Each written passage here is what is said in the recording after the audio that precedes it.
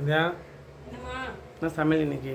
இன்னைக்கு நம்ம வீட்டில் சமையல் பார்த்தீங்கன்னா அவரைக்காய் பொரியல், ஓகே, முருங்கைக்காய் பொரியல் அதான் ரெடி பண்ணிட்டு இருக்கேன். அது பருப்பு வேக வச்சிருக்கேன். கொஞ்சம் ரசம் பண்ணிட்டு பருப்பு தாளிக்க போகிறேன். ஓகே, அவ்வளோதான் நம்ம வீட்டில் இன்னைக்கு மத்தியானம் சமையல் ஆயிடுச்சா? என்ன சார் ரசம், தக்காளி தொக்கு மாதிரி இருக்கு. தக்காளி பருப்பு ரசம் அப்படிதான் இருக்கும். இது வந்து பருப்பு ரசம் ஃப்ரெண்ட்ஸ், இது இப்படி தான் இருக்கும். நேற்று தான் நம்ம ஜீரக ரசம் பண்ணோம். இது வந்து கடலப்பருப்பு போட்டு முருங்கைக்காய் பொரியல் ரொம்பவே டேஸ்ட்டாக இருக்கும். நீங்கள் பண்ணி பாருங்கள் உங்கள் வீட்டில். இதுவும் ரெடி ஆகிடுச்சு, நம்ம ஆஃப் பண்ணிடலாம். கடலப்பருப்பு முருங்கைக்காவாமே. ஆமாம், சூப்பராக இருக்கும். அதனை ஊற வச்சுக்கிறேன். அது கொஞ்சம் பருப்பு அதிகமாக ஊற வச்சுட்டோம் ஃப்ரெண்ட்ஸ், அதனால அப்படியே எடுத்து வச்சுட்டேன். சரி பார்க்கலாம் இதில் என்ன செய்யலாம். வேறு என்ன செஞ்சுக்கிறேன்? அவ்வளோதான், பருப்பு கடைஞ்சிருக்கேன்.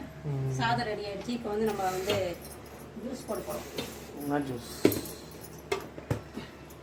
வாட்டர் ஜூஸ் போட்டு குடிக்கலாம், ஜில்லுன்னு குடிக்கலாம்.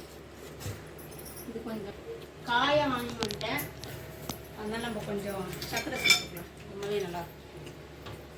வாங்க ஃப்ரெண்ட்ஸ் சாப்பிட்லாம். கண்டிப்பாக வாங்கலாம்.